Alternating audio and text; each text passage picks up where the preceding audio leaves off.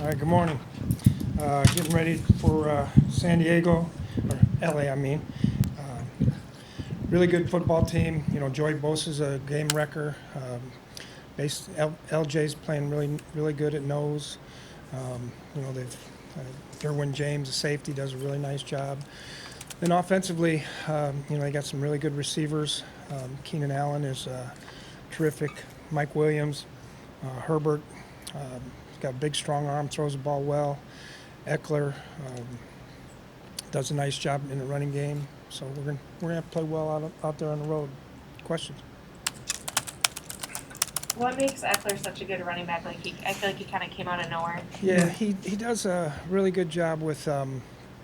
Number one, he catches the ball well, runs good routes out of the backfield, and he's shifty and powerful for a small guy.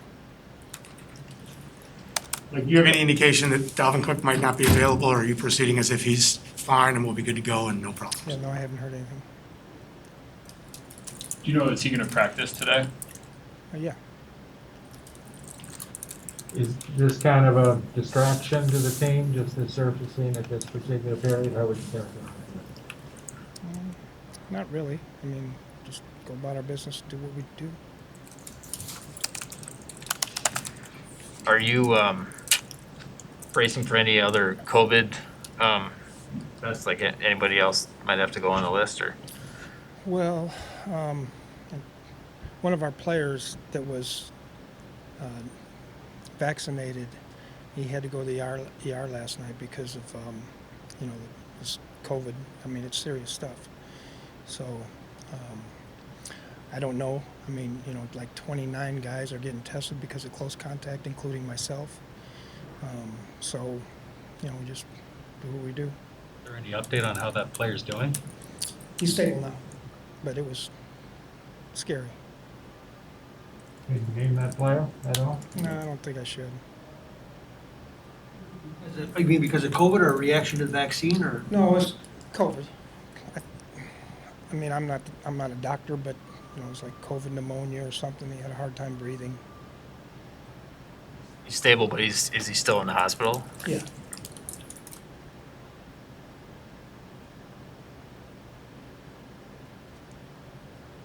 There's no real segue, but the Chargers are closing out maybe more games than they did last year with Herbert as a rookie.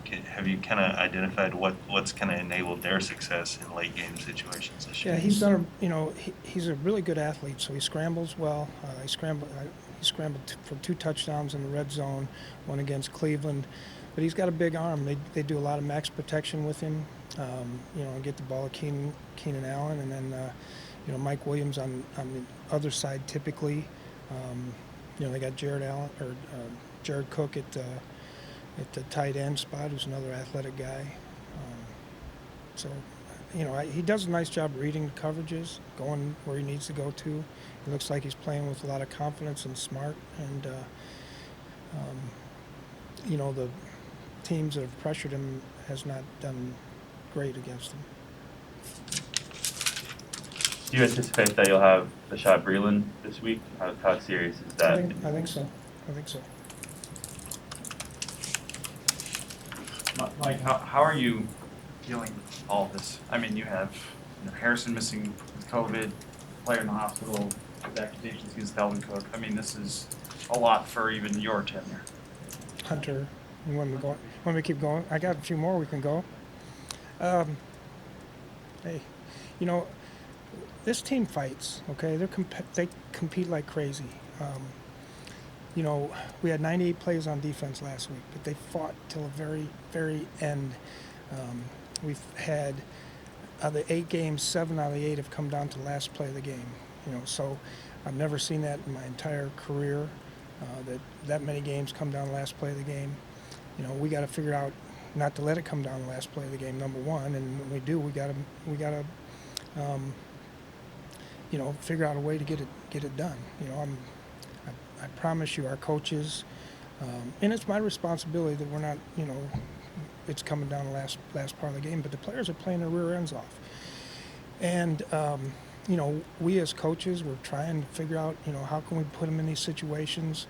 And they're all, you know, and unfortunately they're all a little bit different. You know, this quarterback's running the ball. You know, we miss a field goal at the end. You know, just different scenarios. We're trying to work through all of them.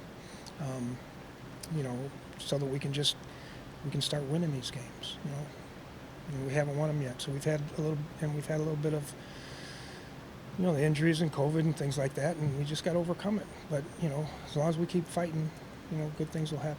You consider a potential silver lining that despite Say what? everything, you consider a potential silver lining, and despite everything that's going on, I mean, you're only one game out of the playoff spot with 7 teams now, and the NFC being top heavy.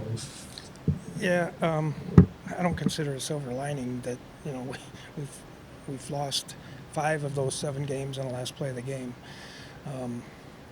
You know, I think that you know, we just got to keep fighting. We got to keep focused and got to keep going, and I got to try to figure out a way to help this team. Like with Cook's situation, are you waiting for the NFL, the league office, to step in and kind of direct the course that this is going to go, or is this a team matter?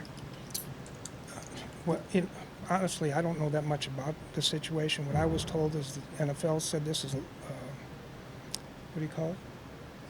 Civil matter, and you know, it is what it is. So I don't know that much about it, honestly. Like there's a lot of us on this side of the curtain. People have been wondering at times, how much freedom does Kirk Cousins have to change a projection, change a play, so on and so forth at the snap? He has some, yeah. He has some. I mean, I can't give you a percentage of it, but I mean, you know, there's a lot of times that he can change a protection. There's a lot of times that, you know, we're going from a run to a pass to a run. I mean, you know, based on what he sees. But he did it in the game last week. Change of protection. Patrick Peterson has one more game to go on with being on IR. Do you anticipate him possibly coming back after Sunday, or how does it looking like with him? Well, what they told me is he's doing really well, and they anticipated him playing. But we said that about Michael Pierce too, and you know, Hunter, and you know, other guys. So you just have to wait and see where they're at. You know, until you see him run full speed and cover guys, you don't know. Mike, you said that Cam Bynum had to play a different position than he was preparing for in practice. I guess what are the main differences in that position switch, and what are the challenges of that? Well, one of it was some of the blitzes he wasn't used to running, so he had to adjust. You know, like he went outside, he was supposed to go inside on a blitz. Actually, the one he intercepted on, you know, he was a little late getting over there. He probably should have been there a little bit quicker. But, you know, he's typically playing on the other side, and we just felt like leaving Xavier where he was, and Cam's a smart guy. So for the most part, he handled things pretty well. I mean, you know, there was a couple things, but I thought he handled it well for first time and learning on Sunday morning. What are your thoughts just on playing in SoFi Stadium, first time there? Obviously, you heard about it. Would you anticipate a lot of Vikings fans will be there? I mean, there were a ton there for the Chargers game 2 years ago. Yeah, I don't know much about it. I've seen, you know, obviously I've seen it on tape. I heard that the visitor locker rooms are a mess. Bunch of little sections, so you can't really bring the team up. I do expect a lot of Vikings fans to be there.